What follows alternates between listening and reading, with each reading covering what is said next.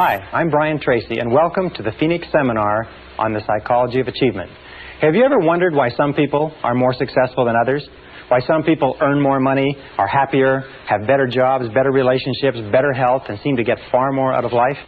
Well, when I was 15 years old, this question began to preoccupy me.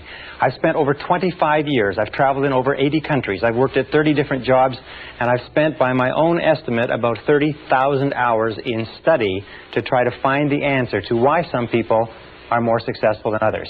And you know something? I have found that this is one of the most studied subjects in the world, that there's more information available on it today than has ever been available before, and that today we can say with complete confidence that success is as predictable as the sun rising in the east and setting in the west.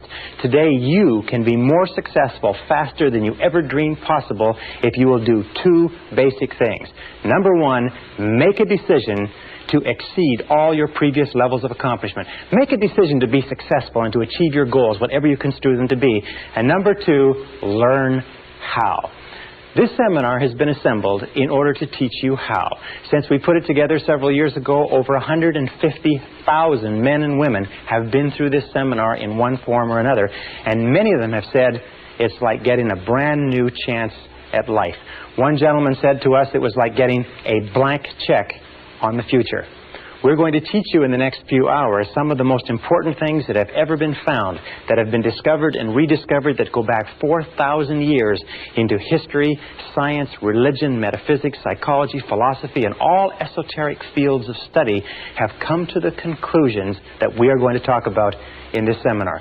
If you will just use some of the things you learn in this seminar, it can dramatically change your results for the better. Now, in studying the subject of success, one of the things we have to do is put some preconceptions aside. One of the things that I began thinking was that in order to be successful, you had to be especially intelligent, or you had to have a great education, or you had to be terrific looking, or you had to have contacts, or you had to have luck. Do you know that these items have been examined thoroughly, and there's no correlation at all between success and intelligence, education, luck, contacts, and appearance? They are helpful in some cases, but there's no direct correlation. Success is based on other things. Now, before we go any further, let's talk about what we mean by success. When we look at the difference between animals and human beings, we find that animals have what is called a survival instinct. Animals work to get enough to eat, a place to sleep, to reproduce their species, and then they either hibernate and or die. Human beings have what you might call a success instinct. A success instinct means that human beings are driven internally to succeed, that it is as natural for you to be a success and to want to be a success as it is for you to breathe in and breathe out. That success, the drive to be and have and do and more, to fulfill your potential as a human being, is an absolutely essential part of your being. That we never are satisfied as long as we're alive. We always want to have more. We always want to be more. We always want to do more. The question, of course, is why is it that so few people achieve things in life? Let's talk about what the success instinct embraces. Now, I have looked at this for years and years, and in my estimation, success can be broken down and put under 7 categories. There are 7 ingredients of success, and if you have these 7, everything you could ever want in life can be put under one of these categories. So let's look at what we're talking about. Number 1, starting point of success, top of the hit parade throughout all of human history, is peace of mind. Peace of mind means that you feel content, at peace, relaxed inside. Peace of mind to a great degree means freedom. It means freedom especially from fear. Freedom from fear, freedom from stress, freedom from anxiety, freedom from want, freedom from lack, freedom from negative emotions, freedom from guilt, and so on. But peace of mind is the first and most important ingredient of success. Why? It's because if you get anything else in life and you don't get your peace of mind, you won't even enjoy it. Number 2 ingredient of success, health and energy. Health and energy. Health means that we have the health, we are freed from sickness, freedom from disease, freedom from pain, freedom from ailments, and so on, but also energy. We mean vitality. And today we know, as a result of exhaustive research in medicine and psychology, that there's a very close correlation between peace of mind and health and energy. It's that 80 to 90% of all the ailments that the human body suffers, including most of the reasons why we die before our time, have to do with disrupted peace of mind. Psychosomatic medicine is based on the discovery that psycho, the mind, makes soma, the body, sick. So therefore, as we strive for higher levels of peace of mind, we almost automatically have better levels of health and energy. Now, the third ingredient of success is loving relationships. Loving relationships means that we have the ability, the capacity to enter into long-term loving relationships with other men and women. It means that we have the ability to give of ourselves, to love, and to be loved. And the ability to enter into loving relationships is an essential part of being human. It is the one essential characteristic of our humanhood. And we look at loving relationships, you'll find that almost all of the problems you have in life, about 85% of our problems in life, as they say, talk back. That 85% of all the success you'll ever enjoy in life is going to be determined by how well you get along with other people. The quality and quantity of our relationships is the true mark of how well you're doing as a human being. And as you know, that problems within your relationships, starting from early childhood all the way up through our adult lives, disrupt our health and energy, disrupt our peace of mind. If our loving relationships are stable, usually our health and energy is stable and we have great peace of mind. Now, how do you measure loving relationships? Well, one of the simplest measures that you can use is simply this. It is to ask yourself how much you laugh with another person. How much do you laugh? Because you'll find that the first thing that enters into a happy relationship is laughter, and the first thing that leaves when the relationship starts to go sour is the laughter. Laughter, because it is a completely spontaneous expression of life, is the true mark of a healthy personality and a healthy relationship, as you know from your own experience. Now, number 4 ingredient of success is financial freedom. Financial freedom means that you have enough money so that you don't worry about money. Now, some people have a tendency to say, well, success is just simply a matter of money and they're not interested in money. But the fact of the matter is that money is important. It takes money to buy clothes and books and to go to school and buy medical attention and to travel and to have all the good things in life. And every one of us, in order to be a success, has to reach the point where we know we have the capacity to earn enough money so that we don't worry about money. We have to reach the point where we can turn our minds to other things, higher things, to our relationships, to our health, to the improvement of our minds, to the expansion of our emotional and our spiritual life. But we all have to have the ability to earn more money. And the great majority of people, unfortunately, don't earn enough by their own estimation. In this course, you're going to learn how you can earn virtually all the money that you want in the course of your lifetime if you're willing to make the efforts and to pay the necessary price. Now, the 5th ingredient of success is worthy goals and ideals. Worthy goals and ideals. Sometimes when we talk about ideals, we mean values. And we know that values really lie at the core of the human being. What your values are determines almost everything that happens to you. Worthy goals and ideals are what give us a sense of meaning and purpose. Dr. Viktor Frankl, the founder of logotherapy, concluded after a lifetime of research that we as human beings need meaning and purpose. We need significance. You need to know that you're doing something that's important. You need to know when you get up in the morning why you're getting up.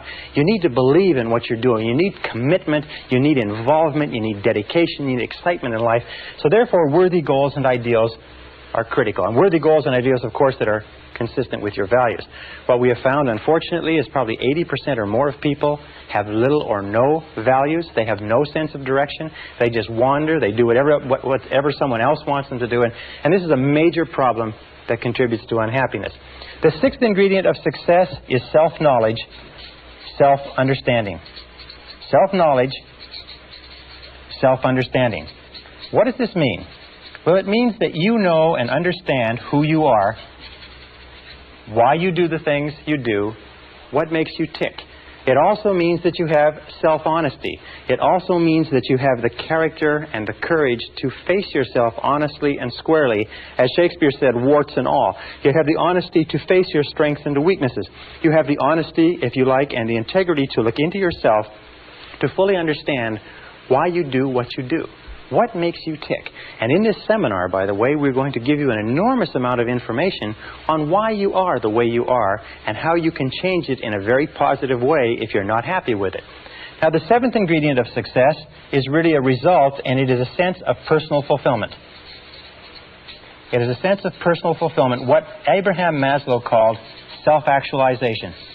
Self-actualization is the feeling that you are becoming everything that you're capable of becoming. Self-actualization means that you feel every single day that you're moving toward the fulfillment of your inherent possibilities. And self-actualization comes as a result of having worthy goals and ideals, having loving relationships, having a high degree of self-knowledge and self-understanding, which generates health and energy, peace of mind, loving relationships, and so on. Now, the interesting thing is, the tragedy is the great majority of men and women today achieve so little. On a score of 1 to 10 in terms of human potential, the average person is functioning at far, far below what they're capable of. On a score of 1 to 10, the average person is scoring perhaps 2 or 3 on most of these scales. 84% of people working today are underemployed in that their jobs do not fully tax their abilities and their potential. 80% would rather be doing something else. In a study of married couples, what we found was that 38% of married couples would rather be married to someone else. We've also found that the great majority of people in our society, after a lifetime of well-paid work, retire broke. They retire poor, they retire on pensions. Only 1% become wealthy, only 5% become financially independent, 15% have some savings, and 80% are dependent on others. The average savings, lifetime savings of a retired couple in America or Canada today is less than $60,000. That's after earning between $500,000 and $1 million in an average working lifetime. Well, why is this? The number one reason is that we come into this world without an instruction manual. You can go through your entire education and never be taught anything about success. I personally believe that there should be a course on success in every single grade level, in every single school, in every single college and university. We come into the world like a computer. If you can imagine a computer, imagine that you bought this beautiful, sophisticated computer and you took it home. And you took it out of the box and you set it up, but you had no instruction manual. That you had to figure out how to work out this computer all by yourself. Or imagine a combination lock, being given a beautiful combination lock that is on a box that contains everything that you'd ever want, but you don't know the combination. We come into the world with no instruction manual, and we spend our whole lives trying to figure out how to do things right. Well, the key to success is, first of all, what we call understanding, learning how to do things right. And this course is an instruction manual on success. You'll be able to get more out of yourself as a result of this course that you can possibly dream of today. The second ingredient is E, which requires effort. There are many people, as you know, lifelong students who study and study and study, but they never make the necessary or the correct efforts.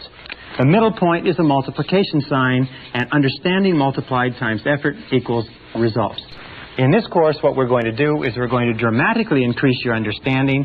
We're going to give you the tools to dramatically increase the effectiveness of your efforts, so you're doing not only things right, but you are doing the right things, and you're going to dramatically increase your results. Many people have taken this course and been able to earn more in the following year than they earned in the previous 5. Many people have taken this course and been able to make more progress in 1 or 2 years than they've made in their lifetime to date. It is not unusual for a person to take this course and double or triple their income within a matter of a few weeks or a few months, simply by applying some of these principles. Now, do these principles work? These principles are the basis of all success and achievement in adult life. Every successful man or woman uses them to some degree. Every successful man or woman practices them consciously or unconsciously. What we've done is we've developed them together in this seminar program as a system, very much like a process of learning anything, that if you will take it, if you will use it, if you will apply it systematically, if you will put it into action and you'll work with it consistently for even a short period of time, you're going to start to see changes that are absolutely marvelous. It is my contention that you can be, have, or do anything that you want in life. You can grow and expand and fulfill your potential. You can earn more money. You can have greater peace of mind. You can have more health and energy. You can have better loving relationships. You can have financial security. You can have a sense of personal fulfillment. You can have a great feeling of peace inside simply by following what's in this course. So please come with me. Let's go and let's begin to explore everything that you're capable of doing. Let us look at what you may be in terms of your future.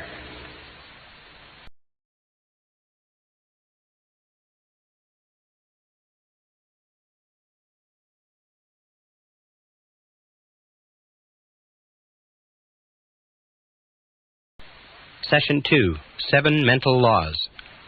The starting point of self-knowledge is to recognize this wonderful fact is that you are extraordinary. You are unique. The odds against there being someone exactly like you are over 50 billion to 1. That every single part of your body, and anatomists and physiologists and doctors have demonstrated that your blood composition is different from any other person that has ever lived. Your fingerprints are different. Your lip prints are different. Even your ear prints are different. Even your toe prints are different from anybody that has ever lived. You are different from anyone else, and self-knowledge begins with accepting that you are a unique and special individual and that you have the capacity to do something wonderful with your life. Now, that being said, you are also the same as everybody else with respect to certain basic principles. Throughout the history of mankind, the most intelligent men and women who have ever lived have sought answers to the question of the human dilemma. What can people do in order to change the quality of their lives, their relationships, and their results? The great philosophers, the great metaphysicians, the great scholars have pondered over this sometimes for their entire lifetimes.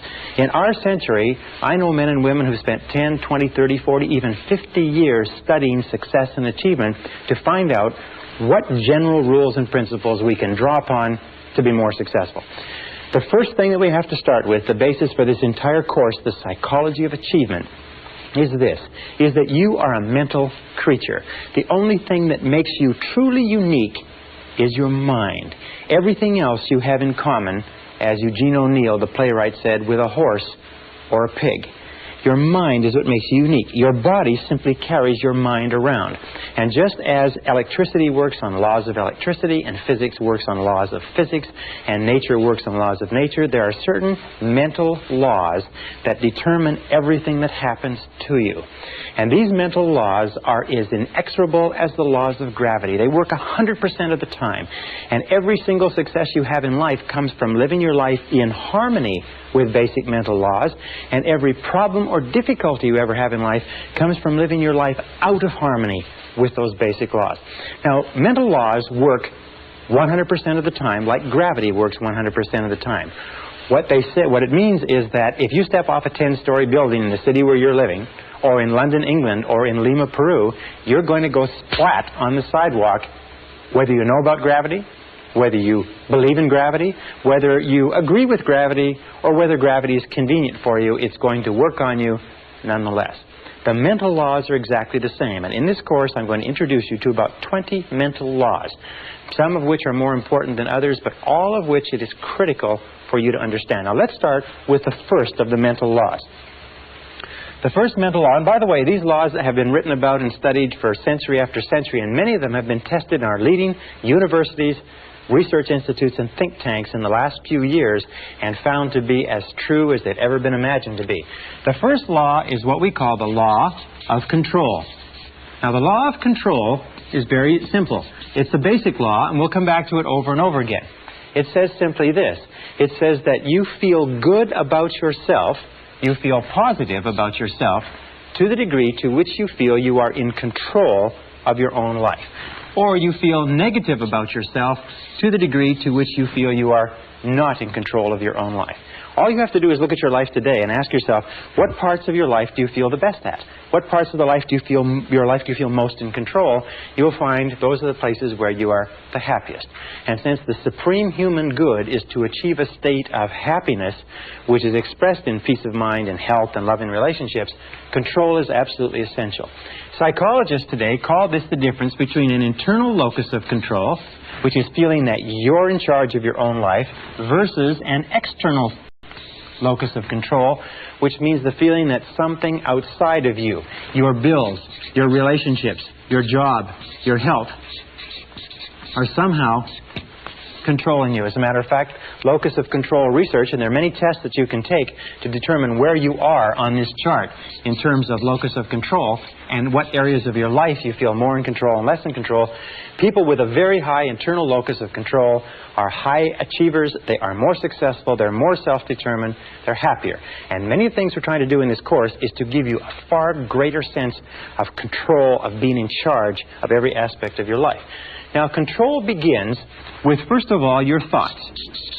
Interestingly enough, your thoughts, what you think about things and how you think, determines your values. It determines what is going on inside you. Once they are stored away, your thoughts determine your feelings.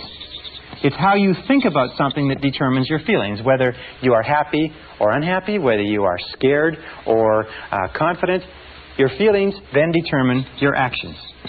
So we start off with the law of control, saying that the key to success is to feel that you are the master of your own destiny, that you're behind the steering wheel of your own life. You're in charge of your life by taking full and complete control over your thoughts. Your thoughts will control your feelings will control your actions, and your actions, remember, it's always your actions, will determine your success or your lack thereof. So the law of control is important. Now, as opposed to the law of control, we have what is called the law of accident.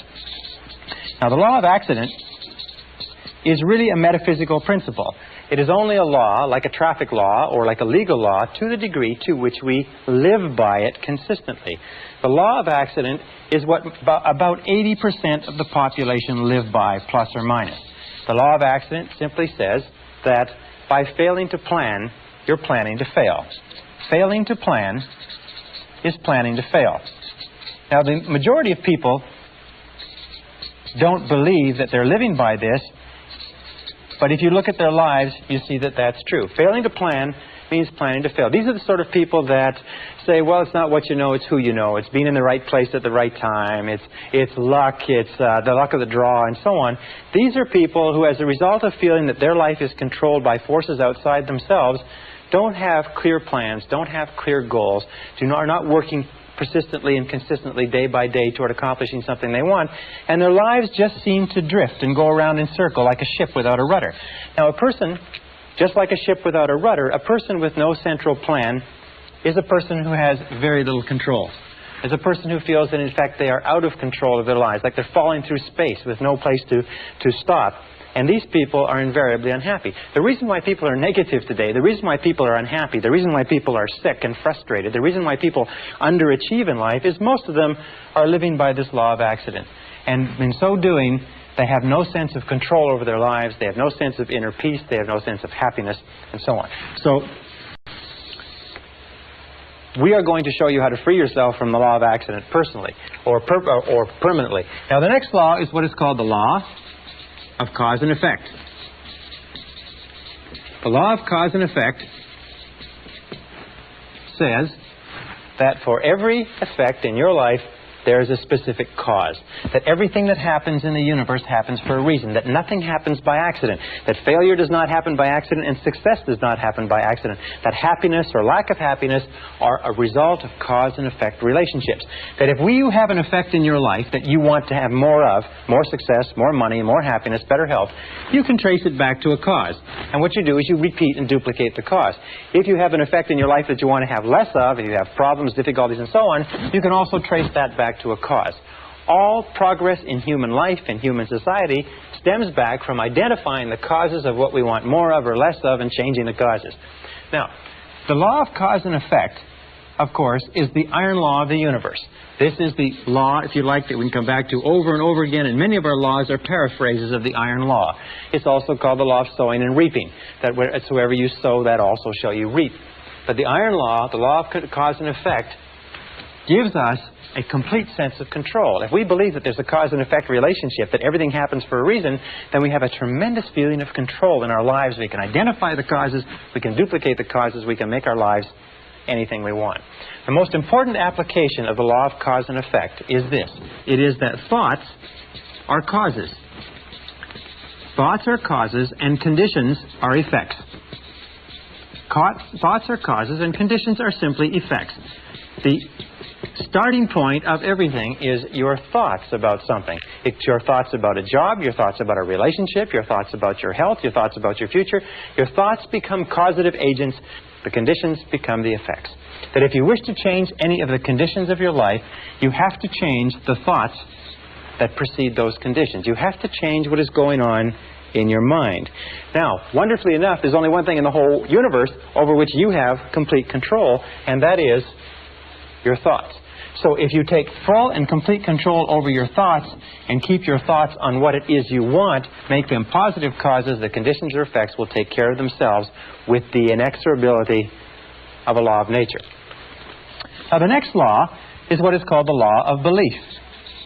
The law of belief simply says that whatever you believe with feeling, and this is the key, with feeling, and the more emotion you put into a belief, becomes your reality.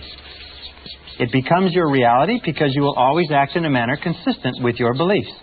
As a matter of fact, your entire reality right now is simply an outward picturing of your most intensely held beliefs.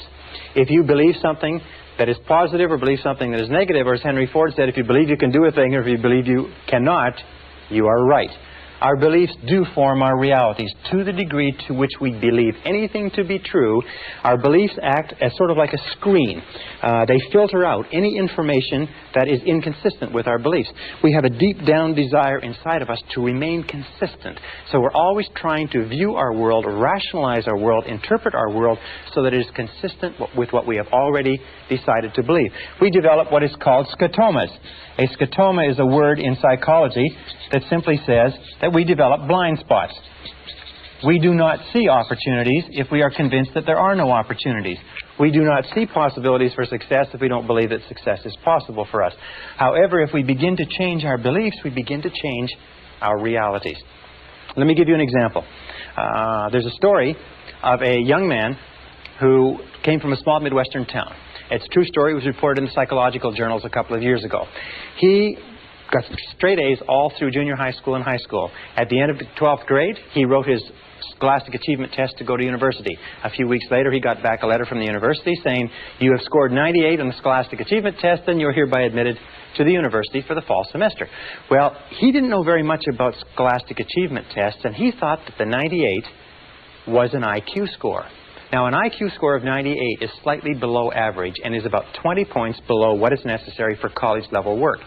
He was convinced, and he just discarded his entire high school career, all the A's that he's gotten. He was convinced that he could not do college-level work, but he went off to college in the fall. After the first semester, he was failing or nearly failing in every subject. His counselor called him in and said, "What seems to be the problem? You did extremely well in high school. These courses are only 1 degree of difficulty removed from your high school courses. Are you having problems with girls? Are you having problems with drugs? Having problems adjusting? What is it?" He said, "Well, sir," he said, "I'm doing the very best I can, but you can't blame me. I've only got a 98 IQ. And the counselor had his file in front of him. He said, "What are you talking about?" He said, "Well, in my letter of admission to the university, it said that I got a 98 on the Scholastic Achievement Test." He said, "Son, that's not an IQ." They said, "That's not an IQ. That is a percentile. What that means is that you scored equal to or higher than 98% of the students in the country who wrote that test. You're one of the brightest kids in this university." Well, this young guy went out. He checked on the Scholastic Achievement Test. He found it was true that the 98 was a percentile, not an IQ. He went back to his courses, and 2 years later, he was in the top 10 in a 30,000 student university.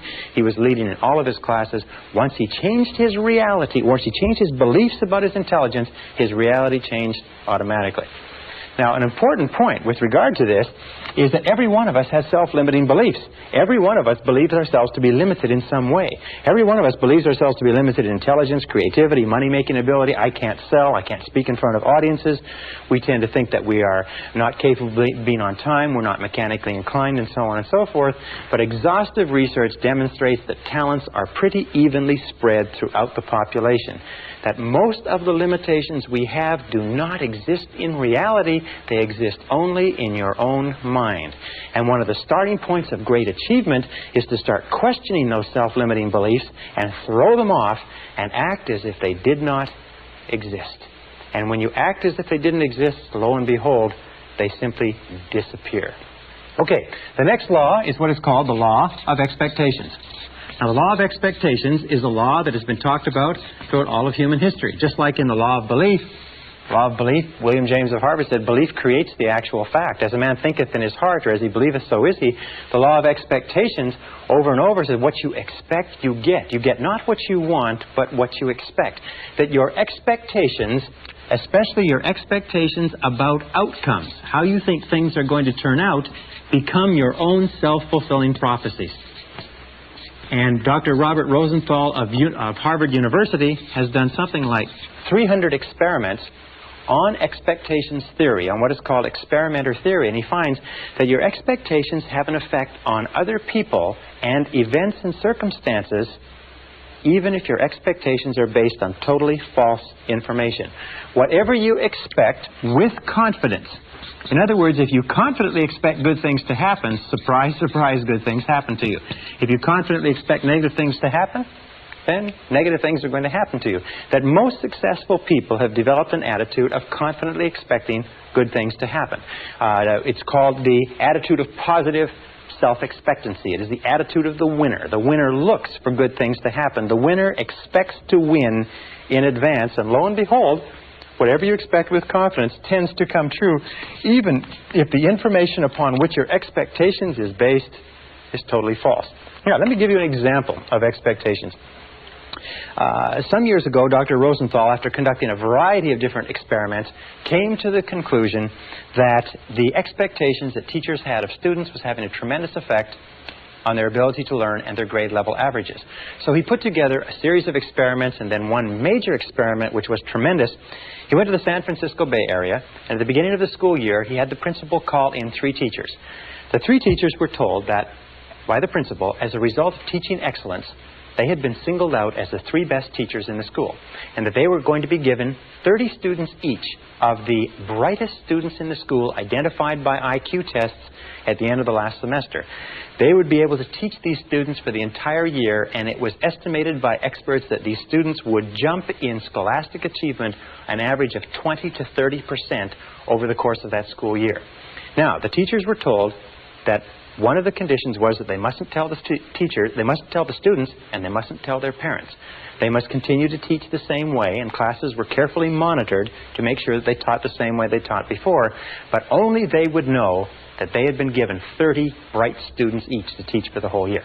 The teachers were delighted. The teachers went out. They were excited about this. They worked hard with those students. They spent time after school with them. They got really, really involved in teaching more than they ever had before. And at the end of the school year, lo and behold, those 3 classes led not only the school, but the entire school district in academic accomplishment. At the end of the year, they called the 3 teachers in. They sat them down and they said, well, you've had a good year. And they said, yes, well, it was great. Those kids were so bright. They were so eager to learn. They said, well, maybe we should tell you the truth, that this was an experiment. And the fact is that the beginning of the school year, we selected the names of 90 children by lottery from the school population at large and assigned them to your class. We didn't even know what their IQs were. They said, well, that's remarkable. Well, how could it have happened that they did so well? And then they looked at each other and said, well, of course, it's because we are the 3 most excellent teachers in this school. They said, well, the other side of it was simply this, is at the beginning of the school year, we put all the teachers' names in a hat, and yours were the first 3 names that were drawn. So this is what is called a double-blind experiment. They held constant for everything but expectations. Now, the expectations on the teachers were explicit. We believe that you are excellent teachers. The expectations of the teachers on the students were implicit. They were never spoken. The teachers just treated those students as though they were really intelligent, and the students bloomed and blossomed. And in one of the classes, a student from beginning of the year to the end of the year jumped 25 IQ points. In a subsequent experiment, a student jumped as much as 27 IQ points, which is to prove that high expectations teachers bring out intelligence in students that is completely unheard of. Marva Collins, the famous teacher in the Chicago inner city, has found that if you treat students as though they're intelligent and talk to them and work with them as though they are really bright, they will absolutely astonish you in terms of academic accomplishment. All right, this brings us to the critical role of expectations in your life. First part of expectations in your life, number 1, and where expectations affect you. Expectations of your parents. We have found that we have a tendency as adults to try to live up to or down to the expectation of our parents all our lives. If our parents were strong and supportive and loving and kind and encouraging and really believed in us, all our lives we will strive unconsciously to live a life consistent with those expectations. If our parents were critical and condemnatory and bitched and complained and griped about our grades and so on and so forth, we will find that all of our life we'll have a tendency to hold ourselves back. So be alert to that. What were the expectations of your parents? Were they positive? Were they negative? Were they boosting or were they discouraging? And how much are they affecting you today? Second area of expectations is the expectations of your boss. In all of our studies, we have found especially in the studies on excellence in organizations, we have found that high expectations, bosses have high performance work environments.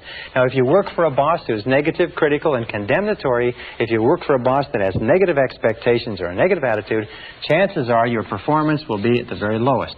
As a matter of fact, if you look at the course of your working career, you'll find that the times of your life that you've enjoyed the most is working under a boss that has high positive expectations of you and your ability. Isn't that correct? The third area of expectations is the expectations you have of others, especially of your children, especially of your spouse or your mate, especially of your subordinates or the people who look up to you. You see, we are profoundly affected by the opinions of anybody we respect, by the attitudes toward us of anybody we respect.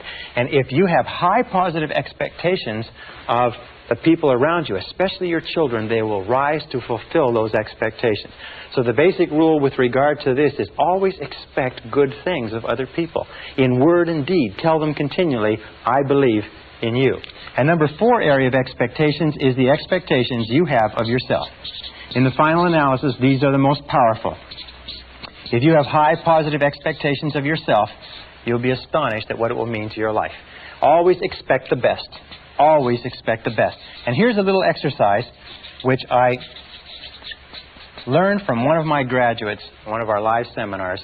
He found that by starting off every day with this simple little exercise and saying to himself, I believe something wonderful is going to happen to me today. I believe something wonderful is going to happen to me today. I believe something wonderful is going to happen to me today. That this little exercise changed his whole attitude. That he went through the whole day with the attitude of somebody with a confident self-expectancy. That everything that happened during the course of the day, he thought, maybe this is something wonderful that's going to happen to me. And you know that if you will do this, if you will say before you go to sleep, I believe something wonderful is going to happen to me tomorrow. And if you'll say when you get up in the morning, I believe something wonderful is going to happen to me today. And if all day long you say, I believe something wonderful is going to happen to me, you'll find that as you go to sleep the next night, and try this today, it's a very powerful exercise. It sounds a little bit corny, but it's a very powerful exercise. If you'll try it, you'll find that when you go to sleep, you will not be able to think of all the wonderful things that happen to you. You'll just be surprised that your parking spaces will open up and friends will call and you'll get checks in the mail. Just your life will be a series of really positive, happy experiences. So always expect the best. I believe something wonderful is going to happen to me today, and by the inexorability of a law of nature, it's going to happen to you. I can assure you it's happened to thousands and thousands and thousands of our graduates who will literally astonish you the effect of this corny little exercise. All right, the next law is what is called the law of attraction. Now, the law of attraction simply says that you are a living magnet. You are a living magnet. And that you inevitably attract into your life the people and circumstances that are in harmony with your dominant thoughts. In the universe, we know that all of energy is in a state of vibration. That everything is vibrating. Even this board is vibrating. Your skin is vibrating. Every substance is vibrating because of its molecular structure.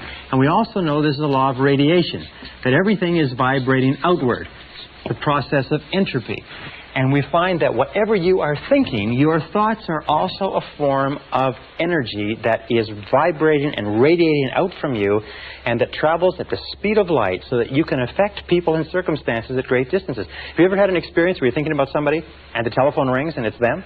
Have you ever had an experience where you phone somebody else and they say, we were just talking about you? It just leaps into your mind? Have you ever had an experience when you're in tune with your husband or wife and you think, you know, I'd like to go out to dinner at such and such a place tonight, and you call home and they will say, why don't we go out to dinner at such and such a place? These are all examples of this law of attraction. The law of attraction is considered by many to be one of the most important laws of human existence. In this, you will always attract to yourself, positive or negative, people and circumstances that harmonize with your dominant thoughts. That whatever you're thinking on a continuing basis, you're attracting into your life. You're drawing it into your life like a magnet. That's why it's so important that you keep your thoughts on what you want, keep your thoughts on what you desire, and keep your thoughts off of what you don't want. And by the way, as you advance and develop and become more proficient and more sharp with these methods, the law of attraction will work faster for you and with greater accuracy. So be careful. Use it right. The last law we'll talk about in this session is called the law of correspondence. The law of correspondence is a law that says, and it's quoted by Jesus, as within, so without. As within, so without. And what it simply means is this. It means that your outer world is a mirror. And that's probably the best word. Your outer world is a mirror, and it simply reflects back to you what is going on in your inner world. That your outer world is the result of your inner world. That what is going on within determines what is going on without. That if you want to change your outer world, you have to change your inner world. Now that means that you can look at your world, you can look at your level of health. What is going on in terms of your physical health is largely determined by what is going on in your mind. What is going on in your relationships is the most perfect example, because you find that when you are feeling good inside, your relationships go smoothly. When you're feeling negative or stressed inside, your relationships go poorly. Your relationships are the mirror image reflection of the quality of your own personality. You can tell how healthy your personality is by looking at the relationships around you. Your wealth is a very important thing. The level of financial wealth, the level of comfort that you have, is a direct relationship of what you have put into your mind in terms of thought and preparation for achieving wealth and affluence. If you wish to be more successful on the outside, you have to be more successful on the inside. And the more you go to work on the inside, which is the only part of your whole life that you can control, the more you go to work on the inside, the more rapidly your external world changes. The big mistake in life, and the reason why most people are unhappy, is why? It's because most people try to change the external world, which they cannot control, and they leave the internal world messy. It would be the same as trying to make an automobile run better by washing the outside of it, polishing the outside of it, and changing the tires. No, you've got to go to work on the inside workings. As you change your mind, as you change what is going on inside, you change what is going on outside. Now, many years ago, Earl Nightingale, a great success philosopher, woke up in the middle of the night with a quotation which changed his life and changed the lives of millions of others, which sort of tacks on to all of these laws that we're talking about. And it was simply this, is you become what you think about. You become what you think about. And since the only thing that you can control is your thinking, if you change what you are thinking about, you will begin to change your reality. If you change what you expect, you change what you believe, you change your dominant thoughts, you change your inner workings, you begin to attract into your life people, circumstances, events, opportunities, and everything consistent with your new thoughts. The reason people are unsuccessful is they think thoughts of unsuccess or failure. Another line, which is very, very important, says that all causation is mental. We live in a mental universe. All causation is mental. If you wish to change your universe, you have to change your mentality. And this brings us to the most important line of all, which is simply this. And let me write it over here. If you change your thinking,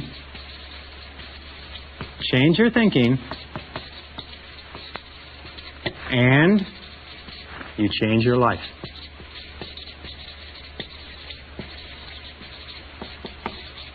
Change your thinking, and you change your life. Now, over the course of years, you have accumulated and gathered an enormous amount of information. You've accumulated and gathered an enormous number of experiences, some of them positive, some of them negative. Every single one of them is stored away. Every single one of them is having an effect on what is happening to you right now. In the New Testament, Jesus had a beautiful line, which I refer to and I think about all the time. He said, "By their fruits you shall know them." And what it simply meant was that you can tell what is going on inside the person, what the fundamental character and thought life of a person is, by looking at the fruits of their external life, by looking at their health, looking at their relationships, looking at their levels of success. If you change your thinking, you change your life. And as we proceed through this course, we're going to show you systematically how you can change your thinking and bring it into perfect correlation inside with the type of successful, happy, dynamic, vital, living, successful life that you desire on the outside.